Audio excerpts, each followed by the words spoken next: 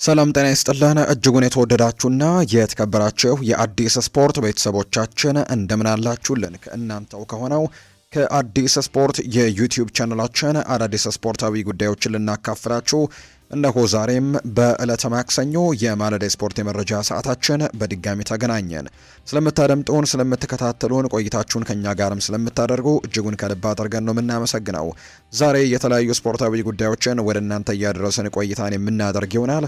ከነዚህ መካከል ትልልቆቹን የአውሮፓ ክለቦች የተመለከቱ እጅግ በርከት ያሉ የዝውውር ጉዳዮች፣ እጅግ በርከት ያሉ ስፖርታዊ ጉዳዮችን እየሰማን እንገኛለን። እነሱን መረጃዎች ወደ እናንተ እናደርሳለን። ከዛ ውጪ ግን ትናንትና በተወዳጁ እንግሊዝ ፕሪምየር ሊግ የመጀመሪያ ሳምንት የመጨረሻ ጨዋታ ተደርጓል። ቼልሲና ፉልሃም በክራቨን ኮቴጅ ትናንትና ጨዋታቸውን አድርገው የቻቪ አሎንዞ ቡድን ትናንትና ድል ቀንቶታል። በመጀመሪያው ጨዋታም እጅግ አስደናቂ አጨዋወትን ትናንትና ተመልክተናል። ነገር ግን አሁንም ቢሆን በመከላከሉና በግብ ጠባቂ ቦታ ላይ በተለይ ቼልሲ አሁንም አሳሳቢ ጉዳዮች እንዳሉበት ነው ያሳየው። ድንቅ የማጥቃት ጥምረት እንዳለው ትናንትና አሳይቶናል። በአጠቃላይ ከጨዋታው ጋር የተያዙ አንዳንድ ጉዳዮችን ወደ እናንተ እያደረስን ነው ቆይታን የምናደርገው። እስከ ፕሮግራማችን ፍጻሜ ድረስ አብራችሁኝ እንድትቆዩ በአክብሮት ጋብዛለሁ። ፉአድ ባህሩ የዛሬውን ፕሮግራም እየመራው ከእናንተ ጋር ቆይታን እያደረግኩኝ ከእናንተ ጋር የምቆይ ይሆናል። እስከ ፕሮግራማችን ፍጻሜ አብራችሁኝ ቆዩ። ከመሸጋገሪያ በኋላ በድጋሚ ተመልሰን እንገናኛለን። አብረን እንቆይ።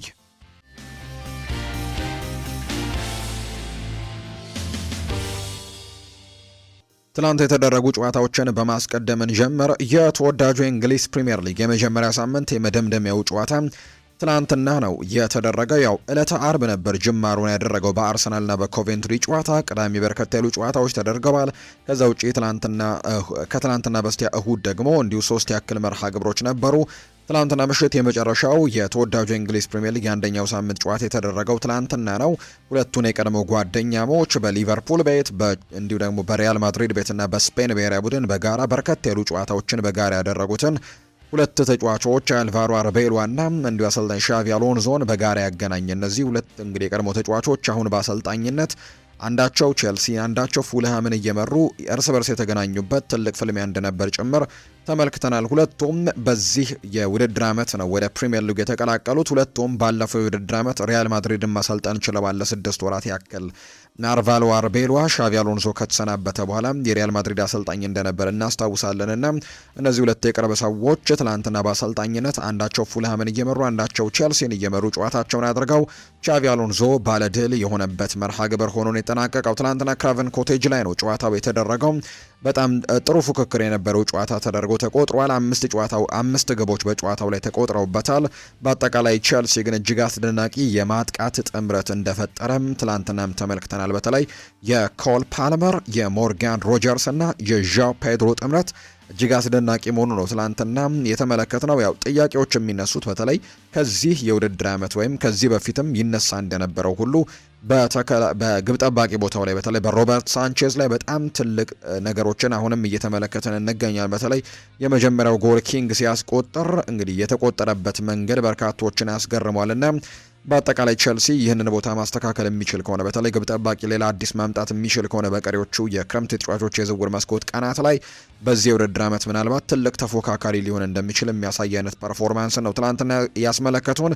የመጀመሪያው ጎል ገና በሰከንዶች ልዩነት ነው ማስቆጠር የቻለው ኮል ፓልመር በጥሩ ሁኔታ ያሻገረለትን ኳስ ዣው ፔድሮ በጣም አስደናቂ አጨራረስን ቺፕ በማድረግ ጭምር ነው ኳስና መረብን ገና አንደኛው ደቂቃ እንኳን ሳይሞላ ኳስና መረብን ማገናኘት የቻለው። ነገር ግን ኪንግ እንዳልኳችሁ ቅድም የሮበርት ሳንቼዝ ስህተት የታከለበትን ጎል ትናንትና ማስቆጠር ችሏል። 23ኛው ደቂቃ ላይ ቡድኑንም ማቻ አድርጎ ነበር። ነገር ግን ሞርጋን ሮጀርስ ከማክሰንስ ላክሯ የተሻገረለትን ኳስ ማስቆጠር ችሏል ሞርጋን ሮጀርስ። ከዛ ውጪ በጨዋታው ላይ ድንቅ የነበረው የመጀመሪያውን የዣው ፔድሮ ጎልን ያመቻቸው፣ ከዛ ውጪ በጣም ጥሩ የሚባሉ የጎል እድሎችን ሲፈጥር የነበረውና የጨዋታው ኮከብ ተብሎ የተሸለመው ኮል ፓልመር 49ኛው ደቂቃ ላይ ሌላ ቆንጆ ጎል አስቆጥሮ 49ኛው ደቂቃ ላይ ባስቆጠረው ጎል 3-1 እንዲመሩ አድርጓቸዋል። አዲሱ ፈራሚ ጎንዛሎ ጋርሲያ ለፉልሃም ትናንትና ኳስና መረብን ማገናኘት የቻለ ሌላኛው ተጫዋች መሆኑን ትላንትና ተመልክተናል። በአጠቃላይ ጨዋታው 3-2 በሆነ በቼልሲ አሸናፊነት የተጠናቀቀ መርሃ ግብር ሆኗል። ቼልሲም የመጀመሪያውን ጨዋታ በድል አድራጊነት ያጠናቀቀው መርሃ ግብር ሆኖ ነው ትላንትና የተጠናቀቀው።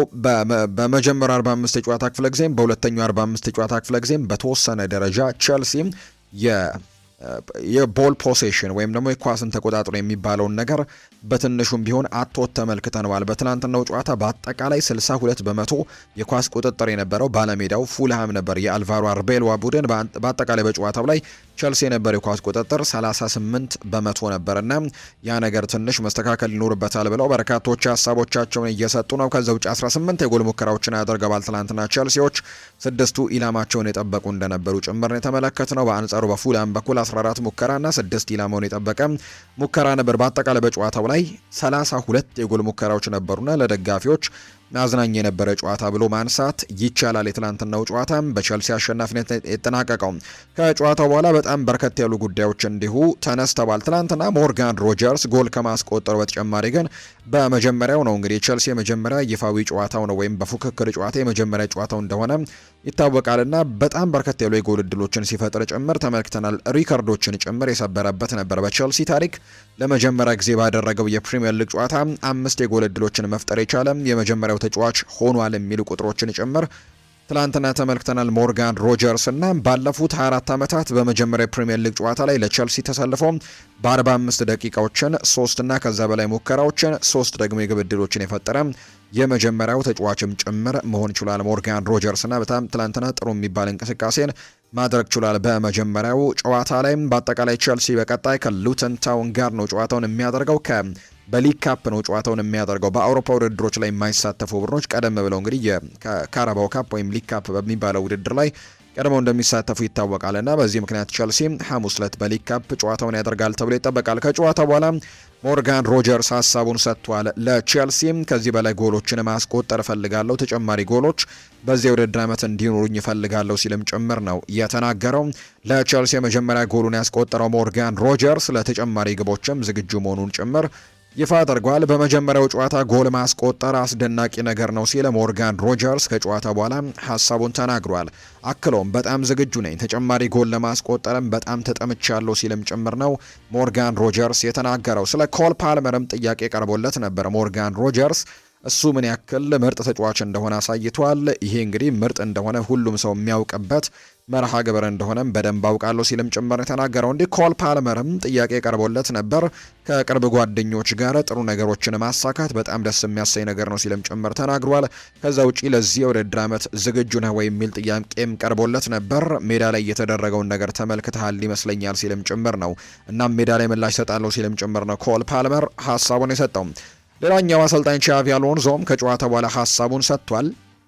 ትልቅ የሚባል 3 ነጥብን ያሳካ ነው ሲል ቻቪ አሎንዞ ይናገራል። የለንደኑ ክለብ ቼልሲ አሰልጣኝ የሆነው ቻቪ አሎንዞ የትላንትናው ጨዋታ ከባድ እንደነበር ነው የተናገረው። በጣም ከባድ ጨዋታ ነበር፣ ትልቅ 3 ነጥብን ያሳካ ነው ሲልም ቻቪ አሎንዞ ተናግሯል። አክለውም ከሜዳ ውጪ ጨዋታዎችን ለማሸነፍ መጎዳትና የግብ ክልልን በጥሩ ሁኔታ መጠበቅ እንዳለብን እናውቃለን ሲል ይናገራል። ስለ ጨዋታው አስተያየቱን ሲሰጥም በመጀመሪያው አጋማሽ በመከላከሉ ጥሩ ያልነበርንባቸው ጊዜያቶች ነበሩ ሲልም ነው የተናገረው። አሰልጣኝ ቻቪ አሎንዞ ስለ ኤንዞ ፈርናንዴዝ የወደፊት ቆይታም ጥያቄ ቀርቦለት ነበር።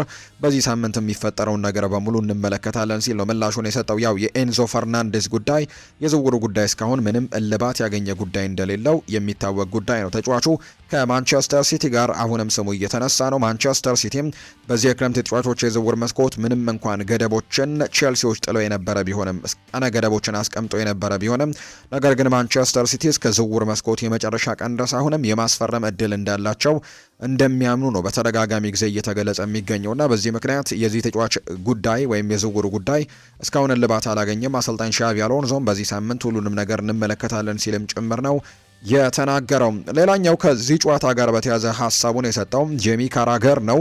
ቸልሲ ሮበርት ሳንቼዝን ይዞ በጭራሽ ዋንጫውን አያሸንፍም ሲልም ነው የተናገረው። የቀድሞው የሊቨርፑል ተጫዋች የሆነው ጄሚ ካራገር ቸልሲ የግብ ጠባቂ ክፍተት እንዳለበት ነው አሁንም የተናገረው። ቸልሲ ከሮበርት ሳንቼዝ ጋር ፕሪሚየር ሊጉን በጭራሽ ማሸነፍ የማይቻል ነገር ነው ሲል ነው ጄሚ ካራገር የሚናገረው።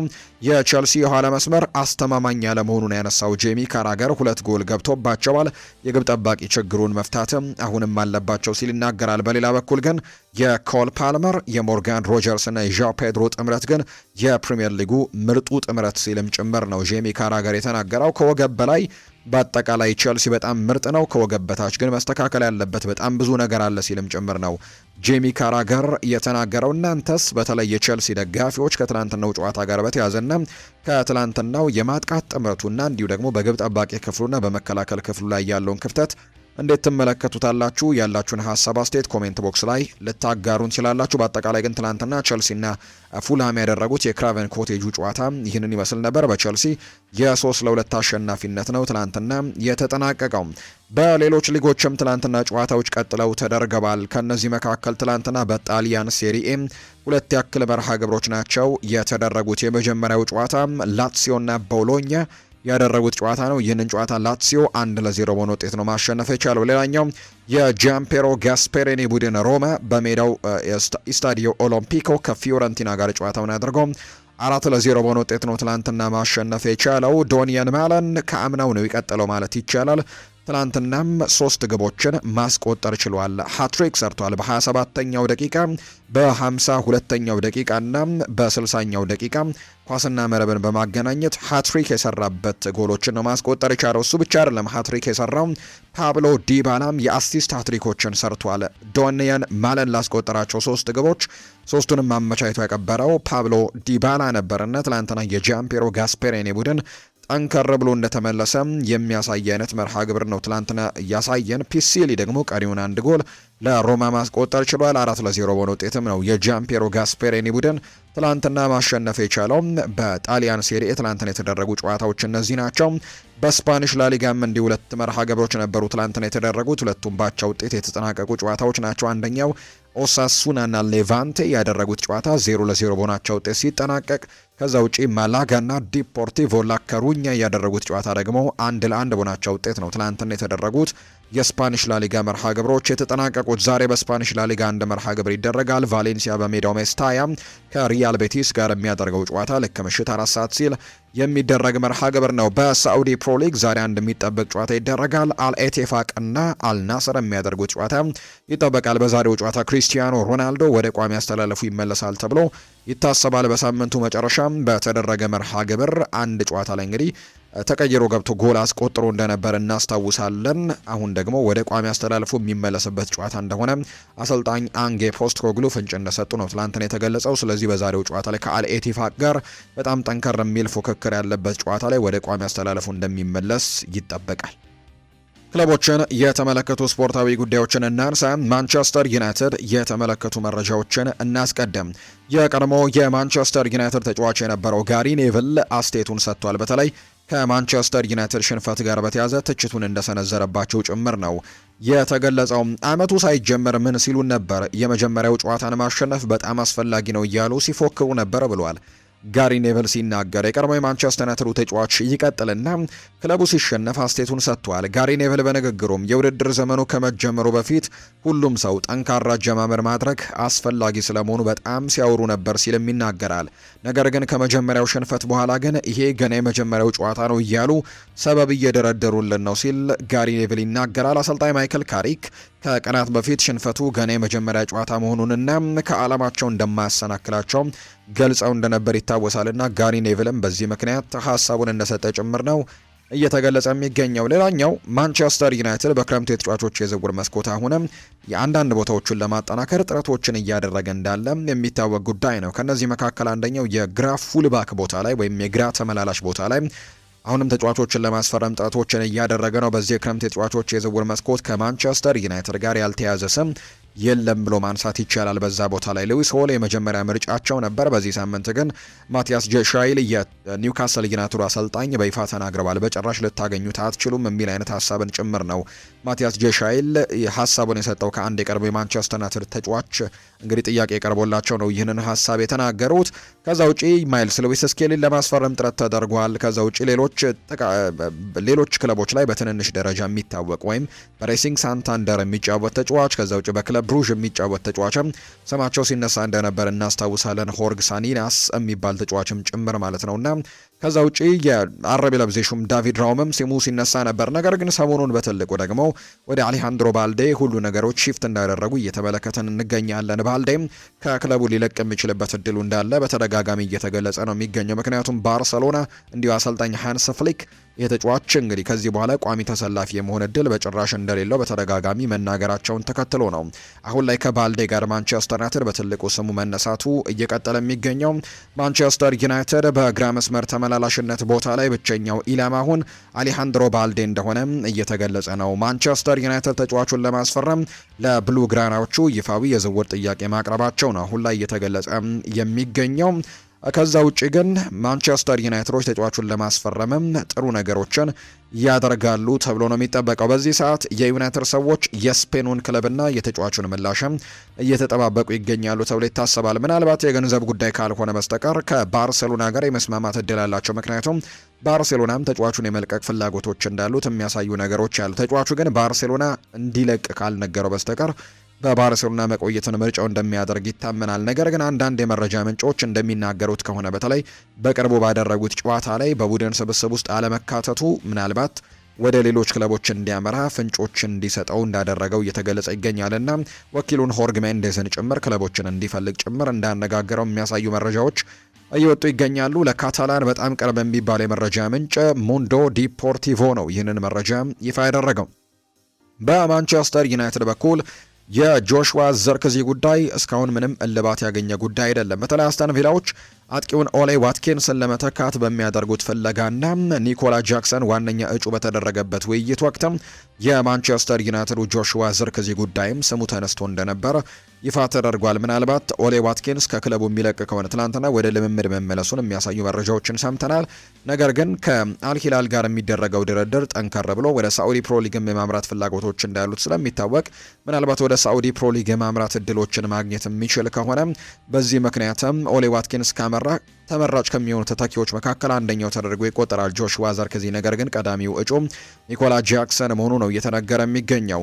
ሆኖም ግን ማንቸስተር ዩናይትድ ተጫዋቹን ከክለቡ እንዲለቅ እስካሁን ድረስ ፍቃድ እንዳልሰጠው ነው እየተገለጸ የሚገኘው። በሌላ በኩል ማንቸስተር ዩናይትድ በአሰልጣኝ ማይክል ካሪክ ፍላጎት መሰረት በግራ መስመር ተከላካይ ስፍራ ላይ አዳዲስ ተጫዋቾችን በፍጥነት ለማስፈረም ይፈልጋል። ክለቡም ቢሆን በቅርብ ቀናቶች ውስጥ በዚህ ጉዳይ ላይ በንቃት እንደሚሰራም ነው እየተገለጸ እንደሚገኝ ይፋ የተደረገው። ከታሰቡት አማራጮች መካከል ግን አሁን ላይ ዋነኛው የባርሴሎናው አሌሃንድሮ ባልዴ እንደሆነ ተያይዞ መረጃዎች እየወጡ ይገኛሉ። ነገር ግን ተጫዋቹ በባርሴሎና የሚከፈለው ከፍተኛ ደሞዝና የዝውውር ሂሳቡ ግን ውድ በመሆኑ ምክንያት ዝውውሩን ለማጠናቀቅ ምናልባት አስቸጋሪ ሊያደርገው እንደሚችል የሚጠቁሙ መረጃዎችን ነው ፋብሪሲዮ ሮማኖ ይፋ እያደረገ የሚገኘው። ቢሆንም ግን ማንቸስተር ዩናይትድ በዚህ ሳምንት ከተጫዋቹ ወኪል ሆርግ ሜንዴዝ ጋር በስልክ አውርተዋል። ከዛ ውጭ ለዝውውሩ ደግሞ ያሉትን ጉዳዮችም በደንብ ማብራሪያችን ጠይቀው ምላሾችን እንዳገኙ ጭምር ነው ይፋ የተደረገው። ክለቡ ድርድሩን ለመቀጠል ይወስናል አይወስንም የሚለው የሚታወቅ ጉዳይ የለም። በቀጣይ ቀናት ግን በትልቁ ይነሳል ተብሎ ይጠበቃል። ነገር ግን የጆሹዋ ዘርክዚን ጉዳይ በተመለከተ ግን ማንቸስተር ዩናይትዶች ይህንን አጥቂ የሚያጡት ከሆነ በቀጣይ ሌላ የአጥቂ መስመር ተጫዋች ለማስፈረም በቀሩት ቀናት እንቅስቃሴዎችን ያደርጋሉ ተብሎ ይታሰባል። ነገር ግን ይሄ ሊሆን የሚችለው በእርግጠኝነት የጆሹዋ ዘርክዚ መልቀቅ ከተከሰተ ብቻ ነው። ጆሹዋ ዘርክዚ በክለቡ የሚቀጥል ከሆነ ግን ሌላ ተጫዋችን የማስፈረም ወይም ሌላ የአጥቂ መስመር ተጫዋች የማስፈረም እድል እንደሌላቸውና እንደማይፈልጉ ጭምር ነው እየተገለጸ የሚገኘው ከማንቸስተር ዩናይትድ ጋር በተያያዘ። አርሰናልን የተመለከቱ መረጃዎችን ደግሞ እንንገራቸው። አልሂላል በዚህ ሳምንት ድርድሩን በማስደረግ ለጋብሪኤል ማርቲኔሊና ለወኪሎቹ የኮንትራት ፕሮፖዛል እንደላኩ ይፋ ተደርጓል። የዝውውር ክፍያው በ55 እና በ55 ሚሊዮን ፓውንድ መካከል ሊሆን እንደሚችል ወይም አካባቢ እንደሚሆን ነው እየተወያዩ እንደሆነ እየተገለጸ የሚገኘው። በክለቦቹ መካከል አሁን ከስምምነት ለመድረስ ምንም አይነት እንቅፋት እንደሌለ ነው እየተገለጸ የሚገኘው። አልሂላልና ጋብሪኤል ማርቲኔሊ ጉዳዩን በሚመለከቱት አካላት ሁሉ መካከል የሚደረገው ስምምነትም በጥሩ ደረጃ ላይ እንደሚገኝ ነው እየተገለጸ የሚገኘው። ፋብሪዚዮ ሮማኖ እንደሚናገረው ከሆነ ጋብሪኤል ማርቲኔሊ አሁን ላይ ክለቡን ለቆ የመውጣት እድሉ በጣም ሰፊ እንደሆነና ሁሉ ነገር ወደ መጠናቀቁ እየተቃረበ እንዳለ ጭምር ነው ይፋ የተደረገው። በዚህ ምክንያት ማርቲኔሊ ነገሮች እየሄዱበት ባለበት መንገድ በጣም እንዳዘነ ጭምር ይፋ ተደርጓል። ክለቡ በግልጽ ሳያናግረው ከስብስብ ውጭ የተደረገ ሲሆን ገና በወጣትነቱ አርሰናልን ከተቀላቀለበት ጊዜ ጀምሮ ሜዳ ላይም ሆነ ከሜዳ ውጭ ላበረከቱ አስተዋጽኦ እንዲህ ያለ ምላሽ ይገጥመኛል ብሎ እንዳልጠበቀ ጭምር ነው የተገለጸው። ባለፈው ጨዋታ ላይ በተለይ ከኮቬንትሪ ሲቲ ጋር በተደረገ ጨዋታ ላይ ከስብስብ ውጭ ተደርጎ እንደነበር ይታወሳልና ይሄ ነገር ጋብሪኤል ማርቲኔሊን እጅጉን በጣም እንዳበሳጨውና በተለይ ባደገበት ክለብ በርካታ ነገሮችን ባደረገበት ክለብ እንደዚህ አይነት ትሪትመንቶችን ማግኘቱ እጅግ እንዳሳዘነው ጭምር የመረጃ ምንጮቹ ይፋ እያደረጉ ይገኛሉና በዚህ ምክንያት በጣም አዝኗል የሚሉ መረጃዎች ናቸው የወጡት። በተጨማሪም ከማንቸስተር ሲቲው ጨዋታ ውጭ የተደረገበት መንገድም በተወሰኑ የቡድኑ ተጫዋቾች ዘንድም ቅሬታ እንዳስከተለ ጭምር ነው የተነገረው። የአርሰናል ደጋፊዎች ክለቡን የሚለቅበት መንገድ አሳዝኗቸዋል። በሜዳ ላይም የስንብት እድልም እንዲሰጠው ፍላጎታቸውን እንዳሳወቁ ጭምር ነው የተነገረው።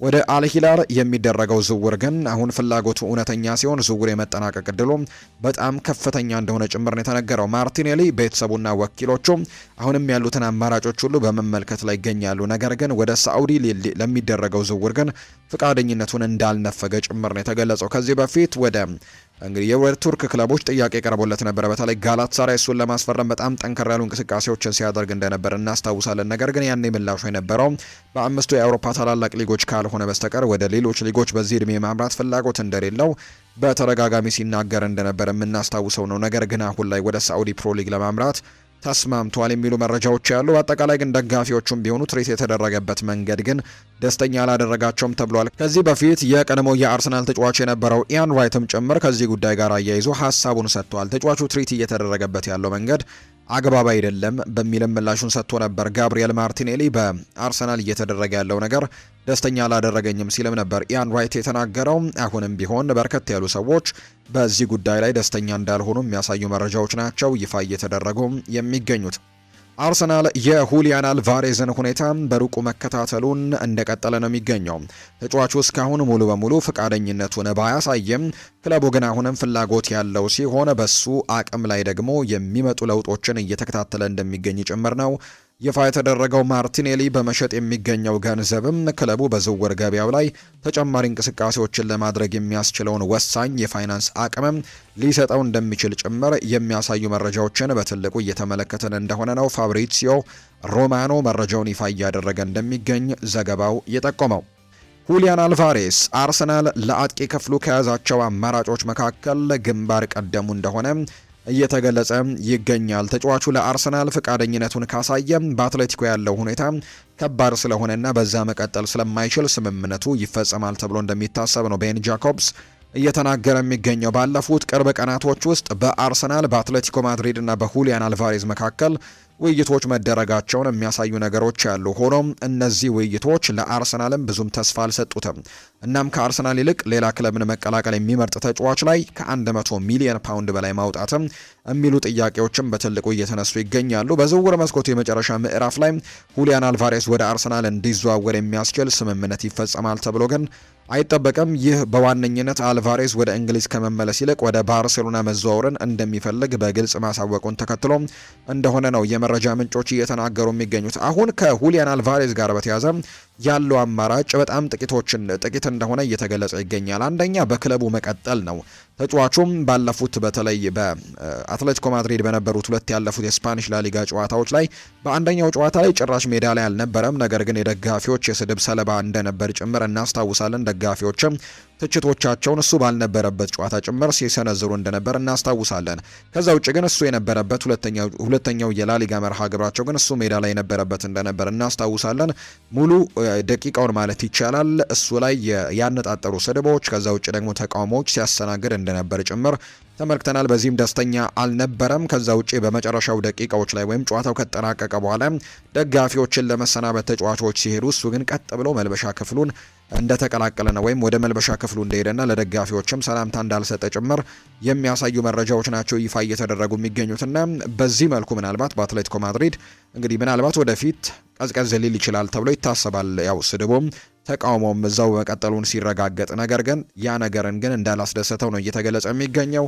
ያው የእሱ ፍላጎት ባርሴሎና መቀላቀልን እንደሆነ ቢታወቅም ነገር ግን አትሌቲኮ ማድሪዶች ይህንን ተጫዋች ለባርሴሎና አሳልፈው የመስጠት ምንም አይነት ፍላጎት እንደሌላቸው በተደጋጋሚ ጊዜም እየተገለጸ እንደሚገኝ የሚታወቅ ነውና ወደ ባርሴሎና የመሄድ እድሉ በጣም ጠባብ እንደሆነ በተደጋጋሚ እየተገለጸ ነው የሚገኘው። ሌላኛው አማራጩ ግን ምናልባት አርሰናልን መቀላቀል ነው። በአትሌቲኮ ማድሪድ ከደጋፊዎች ጋር ባለው ሰጣ ገባ ምክንያት እንዲሁ ደግሞ ወደ ባርሴሎና የማምራት እድሉ በጣም ጠባብ መሆኑን ተከትሎ ምናልባት ቀጣይ ክለብ መቀየር የሚያሰብ ከሆነ ቀጣዩ አማራጩ አርሰናልን መቀላቀል ብቻ እንደሆነ የሚያሳዩ መረጃዎች ናቸው ይፋ እየተደረጉ የሚገኙት። በቀጣይ ሁሊያን አልቫሬዝ ምን አይነት ውሳኔዎችን ይወስናል የሚለው በጉጉት የሚጠበቅ ይሆናል ተብሎ ነው የሚጠበቀው። የማንቸስተር ሲቲን ጉዳዮችን እንገራቸው። ማንቸስተር ሲቲ ተጫዋች ለማስፈረም ተስማምቷል። ማንቸስተር ሲቲም የፓልሜራሱን የክንፍ መስመር ተጫዋች አለን ኤሊያስን ነው ለማስፈረም ከስምምነት እንደደረሱ ይፋ የተደረገው። ማንቸስተር ሲቲ ተጫዋቹን አጠቃላይ 40 ሚሊዮን ዩሮ በሚደርስ የዝውውር ሂሳብ ለማስፈረም መስማማታቸው ይፋ ተደርጓል። ተጫዋቹ በፓልሜራስ ባለው ኮንትራት ውስጥም ውል ማፍረሻው 100 ሚሊዮን ዩሮ እንደነበር ነው የተገለጸው። የ22 ዓመቱ ተጫዋች አለን ኤሊያስ ቶተንሃምን ለመቀላቀልም የተቃረበው ሳቪኒዮን እንደሚተካ ነው ዘ አትሌቲክ የተባለ የመረጃ ምንጭ ይፋ እያደረገ የሚገኘው። አሁን ላይ ማንቸስተር ሲቲዎች በሚለቁ ተጫዋቾች ምትክ ጭምር ተጫዋቾችን በማስፈረም ላይ ይገኛሉ። አሁን ሳቪኒዮ መልቀቁን ተከትሎ አለን ኤሊያስን ለማስፈረም መስማማታቸው ይፋ ተደርጓል። ድንቅ ተሰጥኦ እንዳለው በርካቶች ያነሱለታል። ከዛ ውጭ ሌሎች ዝውውሮችንም ማንቸስተር ሲቲዎች በቀጣይ ቀናት እንደሚያደርጉ ነው የመረጃ ምንጮቹ ይፋ ያደረጉት። ከነዛ ውጪ ማንቸስተር ሲቲ ኮዲ ጋክፖን ማነጋገሩ ይፋ ተደርጓል። ሲቲ የሊቨርፑሉን የፊት መስመር ተሰላፊ ኮዲ ጋክፖን ማስፈረም እንደሚፈልጉ የሚያሳዩ መረጃዎች አሉ። ማንቸስተር ሲቲዎች ትላንትና የተጫዋቹን ወኪሎች ማነጋገራቸውን ነው የኔዘርላንድ ሚዲያዎች ይፋ ያደረጉት።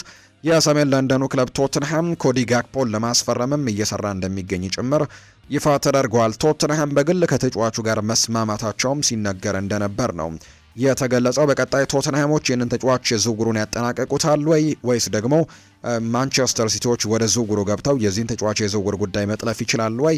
በቀጣይ የምንመለከተው ቢሆንም ማንቸስተር ሲቲ ግን ከሚፈልጓቸው ተጫዋቾች መካከል አንደኛው እንደሆነ እየተገለጸ ይገኛል። ይህ ተጫዋች ኮዲ ጋክፖ።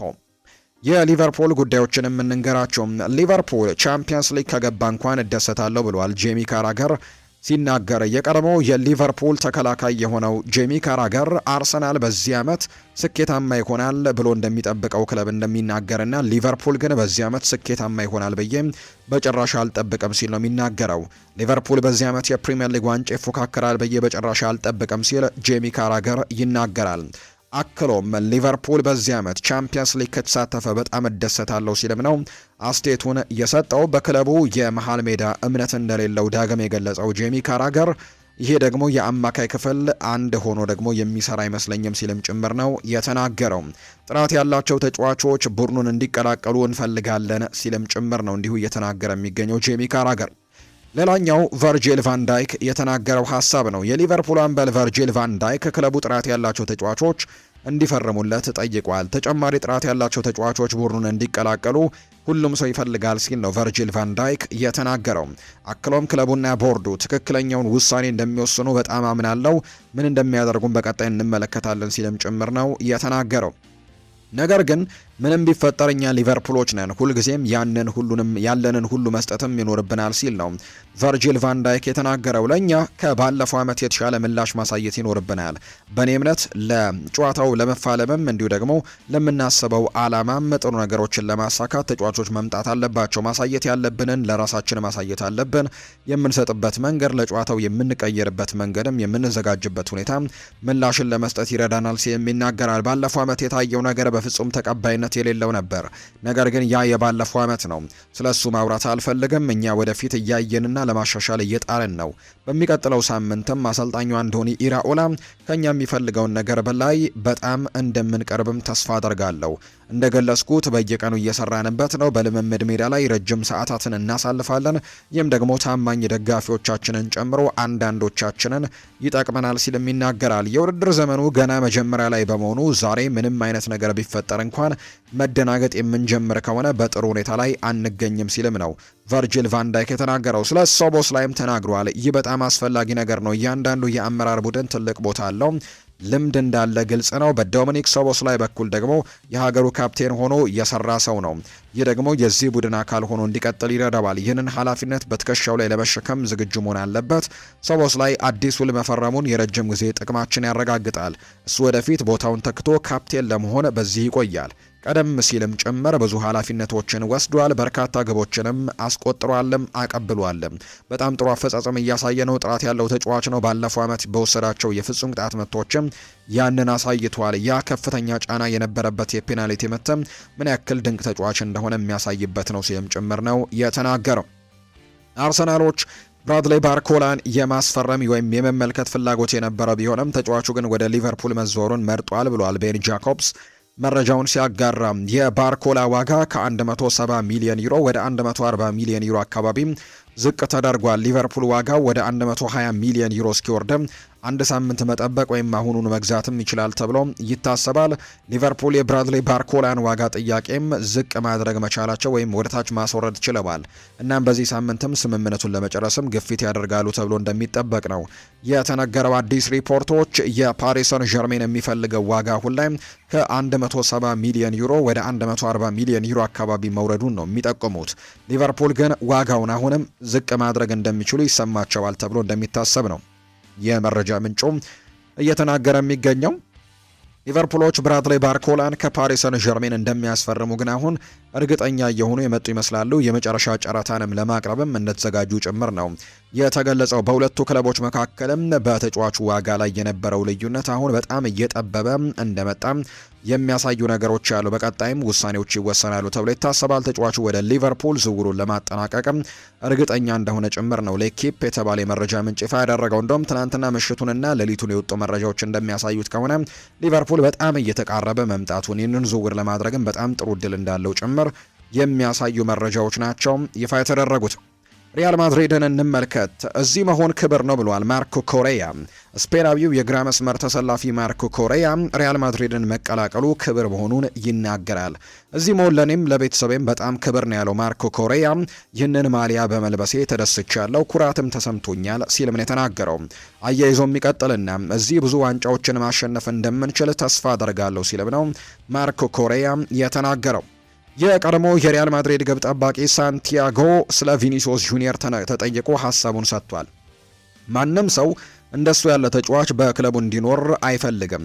በሜዳ ላይ የሚሰጥ ነገርና ባህሪውና ስነ ምግባሩን ያጠፋብሃል።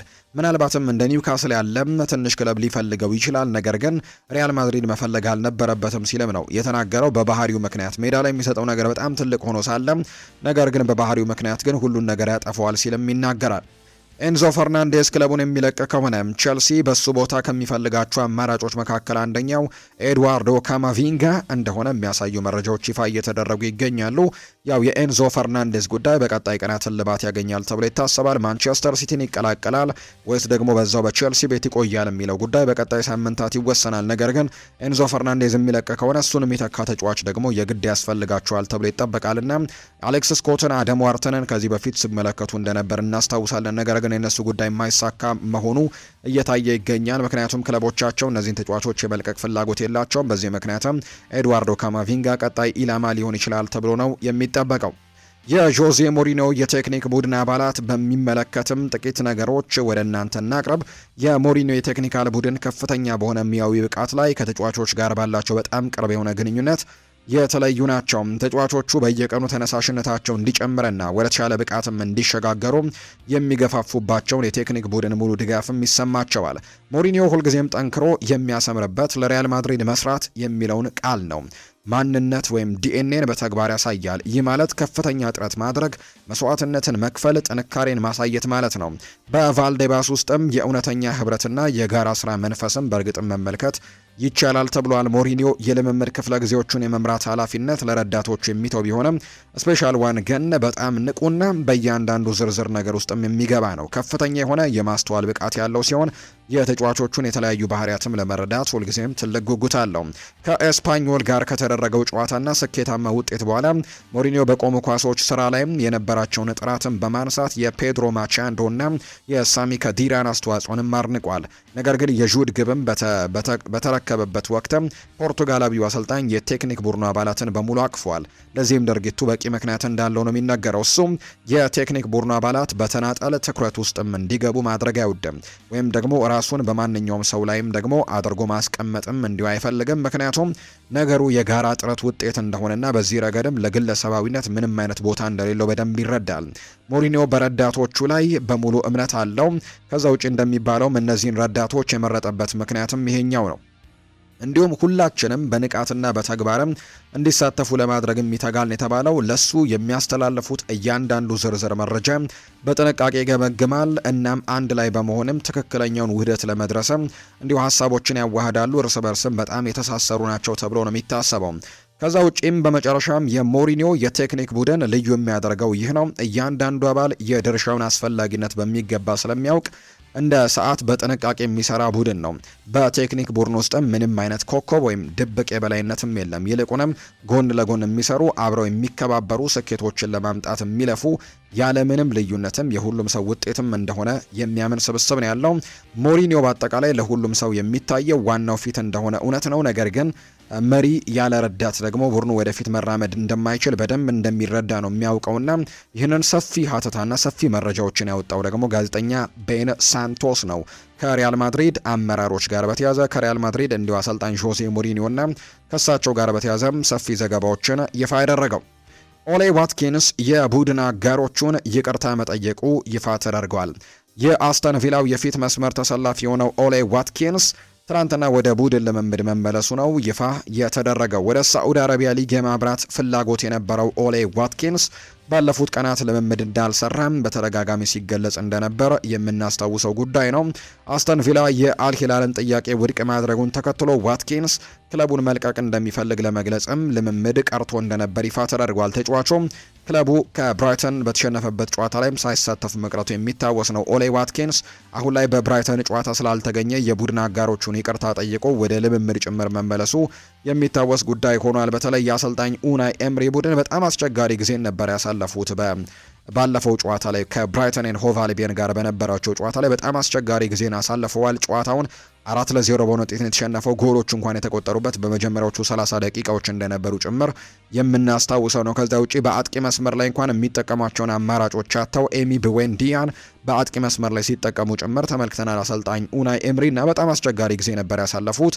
ለዚህ እንደ ምክንያትነት የሚነሳው ደግሞ ኦሌ ዋትኪንስም አንደኛ ቡድኑን አለመቀላቀሉና ወይም ደግሞ አድማ ማድረጉ በተለይ ወደ አልሂላል የሚደረገውን ዝውውር እንደሚፈልገው በይፋ ተናግሯል። ነገር ግን እስካሁን ድረስ ክለቡ አስተን ቪላ ግን ውሳኔ ያለመወሰኑን ተከትሎና ውድቅ ማድረጉን ተከትሎ ግን ወደ ልምምድ መመለስ ነበረበት፣ ጨዋታውንም ማድረግ ነበረበት። ዝውውሩ እንኳን የሚፈጸም ቢሆንና እስኪፈጸም ድረስ የሚሉ አይነት ሀሳቦች በትልቁ ሲነሱ ነበር። እሱ ግን ልምምድ መምጣትን አልፈለገም። ከዚያ ውጭ ደግሞ ቡድኑ በብራይተን በተሸነፈበት ጨዋታ በጭራሽ ቡድኑ ውስጥ መካተት እንዳልፈለገ ጭምር በተደጋጋሚ ተገልጾ ነበርና ይህም ቡድኑን በጣም በትልቁ ጎርቶት በመጀመሪያው ሳምንት ተመልክተናል። አሁን ላይ ግን ወደ ልምምድ መመለሱ ነው ይፋ የተደረገው። ቀጣይ የዝውውሩ ጉዳይ እልባት ያገኛል ወይስ አያገኝም የሚለው ጉዳይ እስካሁን ምንም የተረጋገጠ ጉዳይ እንደሌለው ነው የመረጃ ምንጮቹ የሚናገሩት። ነገር ግን አሁንም ቢሆን ግን ይሄ ተጫዋች ወደ ቡድን ልምምድ መመለሱና ለቡድኑ ግልጋሎት ለመስጠት መዘጋጀቱ ግን ጥሩ ነገር እንዳለው ነው ለኡናይ ኤምሪ እየተገለጸ የሚገኘው። ሞይሰስ ካይሴዶ እና ማርኮ ፓሌስትራ መጠነኛ ጉዳት ላይ ናቸው ብለዋል አሰልጣኝ ቻቪ አሎንዞ። ሞይስ ካይሴዶ እና ማርኮ ፓሌስትራ መጠነኛ ጉዳት እንደገጠማቸው ነው አሰልጣኝ ቻቪ አሎንዞ ከትላንትናው የፉልሃም ጨዋታ በኋላ ሀሳባቸውን የተናገሩት። በሳምንት ውስጥ መጠነኛ ጉዳት ገጥሟቸዋል፣ ለአደጋ ማጋለጥ አንፈልግም ተጫዋቾችን ሲልም ነው ቻቪ አሎንዞ የተናገረው። ሊጫወቱ ዝግጁ አልነበሩም ለትናንትናው ጨዋታ፣ ሁኔታቸውን መቆጣጠር አለብን፣ ነገር ግን ለቀጣዮቹ ጨዋታዎች ግን ይመለሳሉ ብዬ ግን ተስፋ አደርጋለሁ። በሚቀጥሉት ጨዋታዎች ላይ የሞይስ ካይሴዶንም ከዛ ውጭ ደግሞ የማርኮ ፓሌስትራንም ግልጋሎት ቼልሲ ያገኛል። በዚህኛው ጨዋታ ላይ ያልተሰለፉት ግን ያው እነሱ ለመጫወት ዝግጁ ነበሩ፣ ነገር ግን እኔ ሪስኮችን መውሰድ አልፈለኩም። ከነሱ ጋር በተያያዘ ምንም አይነት ሪስኮችን መውሰድ አልፈለኩም። በዚህ ምክንያት ነው ተጫዋቾቹን ያላሰለፍኩት ወይም ተጫዋቾቹን ሜዳ ላይ ያላካተትኩት ሲልም ጭምር ነው አሰልጣኝ ቻቪ አሎንዞ እንደተናገረ የመረጃ ምንጮች ይፋ ያደረጉት። ያው ቀደም ብዬ መግቢያ ላይ እንደገለጽኩት ቼልሲ የትላንትናውን የፕሪሚየር ሊግ የመጀመሪያውን ሳምንት ጨዋታ በክራቨን ኮቴጅ 3-2 በሆነ ውጤት ማሸነፉን የምናስታውሰው ጉዳይ ነው። የተወደዳችሁና የተከበራችሁ ቤተሰቦቻችን ለዛሬ ያዝንላችሁ አዳዲስ ስፖርታዊ ጉዳዮቻችን እነዚህ ነው የሚመስሉት። ስላደመጣችሁን፣ ስለተከታተላችሁን፣ ቆይታችሁን ከኛ ጋርም ስላደረጋችሁ እጅግ ከልብ አድርገን ነው የምናመሰግነው። ፉአድ ባህሩ የዛሬውን ፕሮግራም እየመራው ከእናንተ ጋር ቆይታን አድርጌያለሁ። የተለያዩ ርዕሰ ጉዳዮችን፣ የተለያዩ ስፖርታዊ መረጃዎችን ያካተትንበት የዛሬው የዕለተ ማክሰኞ የማለዳ ስፖርት የመረጃ ሰዓታችን ይህን ይመስል ነበር። ስላደመጣችሁን ከልብ አድርጌ አመሰግናለሁ። በቀጣይ ፕሮግራሞቻችን በተለይ ምሽት ላይ በሚኖረው የስፖርት የመረጃ ሰዓታችን ሌሎች አዳዲስ ጉዳዮችን፣ ሌሎች አዳዲስ የዝውውር መረጃዎችን አካተን በድጋሚ ተመልሰን የምንገናኝ ይሆናል። ስላዳመጣችሁን ከልብ አድርጌ አመሰገንኩኝ። ያላችሁን ሀሳብ አስተያየት አሁንም ቢሆን ኮሜንት ቦክስ ላይ ልታጋሩን ትችላላችሁ። በተለይ ስምና አድራሻችሁን እየጠቀሳችሁ ያላችሁን ሀሳብ አስተያየት ኮሜንት ቦክስ ላይ ብታጋሩን እኛም በፕሮግራማችን መጨረሻ መልሰን ወደ እናንተው ለማድረስ የሚያመቸን ይሆናል። ስምና አድራሻችሁን እየጠቀሳችሁ ያላችሁን ሀሳብ አጋሩን። ከዛ ውጪ ቪዲዮአችንን ላይክ፣ ቻናላችንን ሰብስክራይብ እያደረጋችሁም ከኛ ጋር ያላችሁን አብሮነት እንድታሳዩን ነው በአክብሮት የምንጋብዘው። የዛሬውን ፕሮግራም እዚህ ጋር አበቃውኝ። ፉአድ ባህሩ ከመላው የስቱዲዮ ባለሙያዎች ጋር በመሆን የዛሬውን ፕሮግራም ወደ እናንተ ሳደርስ ቆይታን አድርጌያለሁ። በቀጣይ ፕሮግራማችን መልሰን እስክንገናኝ ድረስ መልካም ጊዜ መልካም ቀን እንዲውልላችሁ ነው በአክብሮት የምመኘው።